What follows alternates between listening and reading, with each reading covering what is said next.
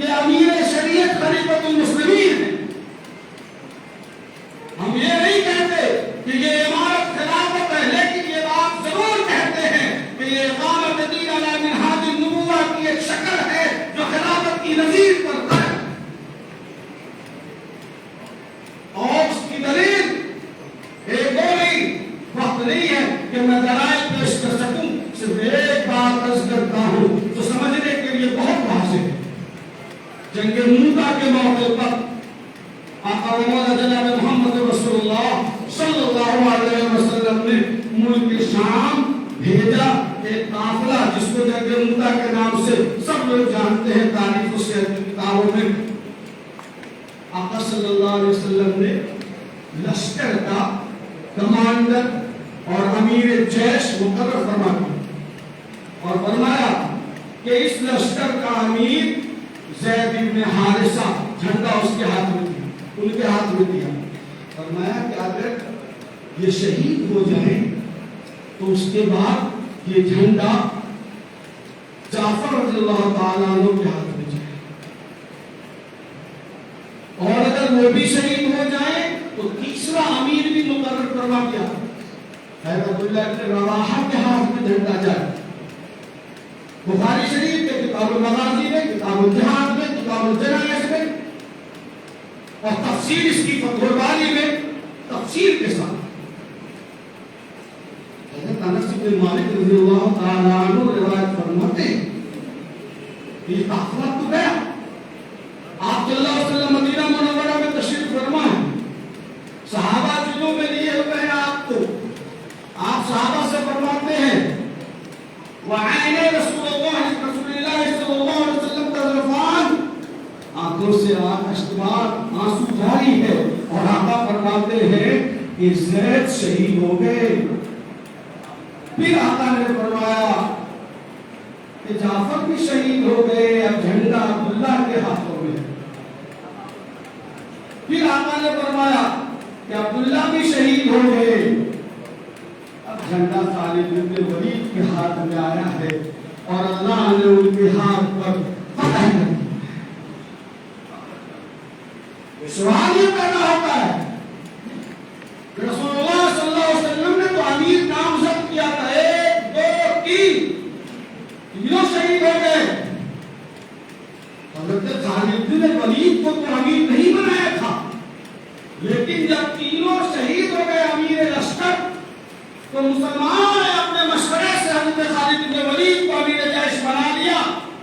اور آقا صلی اللہ علیہ وسلم کے پاس جب خبر قافلہ لوٹ کے آیا، آقا نے پسند فرمایا، اور آقا نے فرمایا کہ اللہ نے فتح دی ہے. کتاب کی اصطلاح میں اور حدیث کی اصطلاح میں اس کو سنت تقریری کہتے ہیں. آپ صلی اللہ علیہ وسلم نے توصیف فرمائی. میں یہ عرض کرنا چاہتا ہوں کہ اگر کہیں خلیفۃ المسلمین نہ بھی ہو تو مسلمانوں پر واجب ہے ما يتوقف علیہ الواجب واجباً، اس لیے کہ قضاء قاضی کے لیے امیر کا ہونا ضروری ہے، اور قاضی امیر پر موقوف ہے، اس لیے امیر کا بنانا واجب ہے. یہ پروپیگنڈا کہ ہم نے خلیفہ کہہ دیا نہیں، لیکن ہم والی اور امیر اور حاکم ضرور کہتے ہیں، اور والی اور امیر کی اطاعت بھی واجب ہے جو تک تمام کتابوں میں لکھا ہے. اس لیے کہ وہ والی امیر حاکم کے درجے میں ہے، والی کے درجے میں. یہ ایک شکل شرعی فکر ہے، نظریہ ہے، شرعی کانسیپٹ ہے، وچار دھارا ہے. اس لیے عبارت شریعہ کے اقدام حضرات میں جب امیر منتخب کر لیا، اس کے لیے مسلمانوں کے زعماء نے، مشائخ نے ہر ضلع کی نمائندگی کے لیے ایک مجلس بنا دیا، اس کو اختیار دیا کہ امیر کو بنانے کا حق اس مجلس کی اکثریت کو ہے، اور معزول کرنے کا بھی حق اس مجلس کی اکثریت کو ہے. اور جب اس مجلس کی اکثریت نے کسی ایک شخص کو امیر بنا لیا اور مسلمان اس پر اکثریت کے ساتھ متفق ہو گئے، تو پھر اس کے بالمقابل کسی اور شخص کا کھڑا ہونا یہ قوم کو انتشار کے دلدل میں دھکیلنا ہے، اور اسلامی افکارات و خیالات کے ٹکڑے ٹکڑے کرنے ہیں. اس لیے یہ مجلس ایسی ہر کوشش کو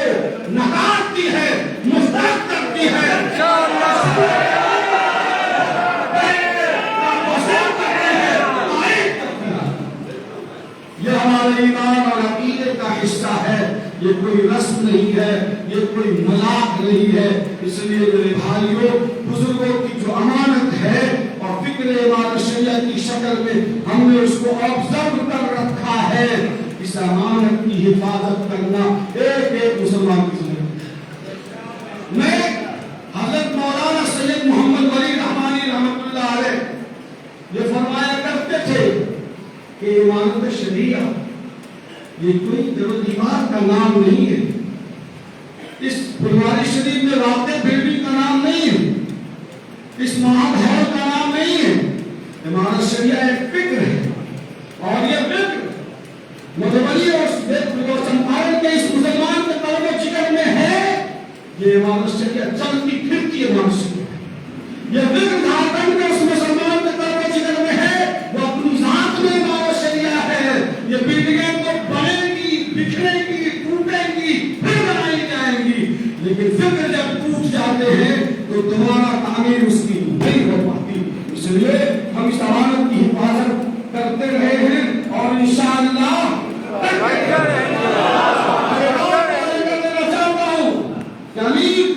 وہ انسان ہے معصوم عن الخطا والنسیان نہیں، نبی کے علاوہ کوئی معصوم نہیں ہو سکتا ہے۔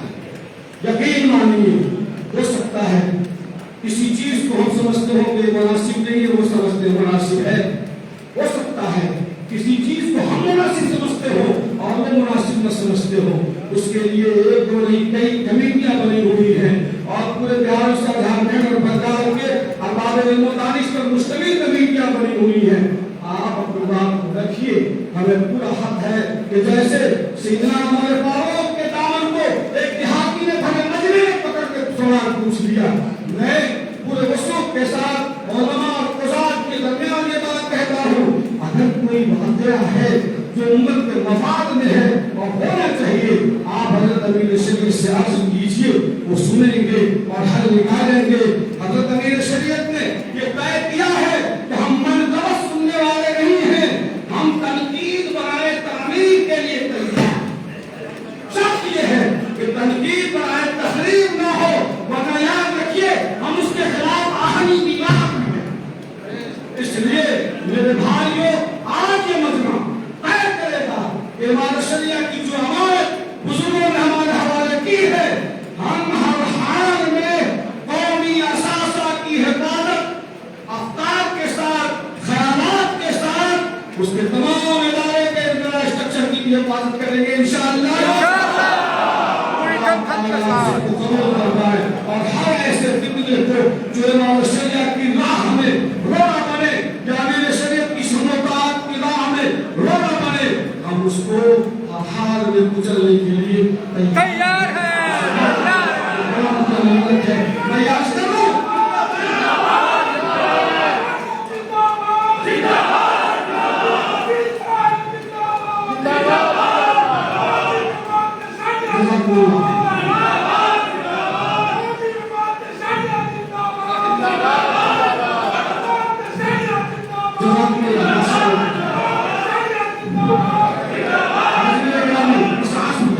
اس حوصلے کے ساتھ یہ کارواں اپنے مخدوم کی قیادت میں چل رہا ہے اور انشاءاللہ چلتا رہے گا۔ اللہ تعالیٰ آپ سب کے جذبے کو قبول فرمائے۔ اپنے اس مختصر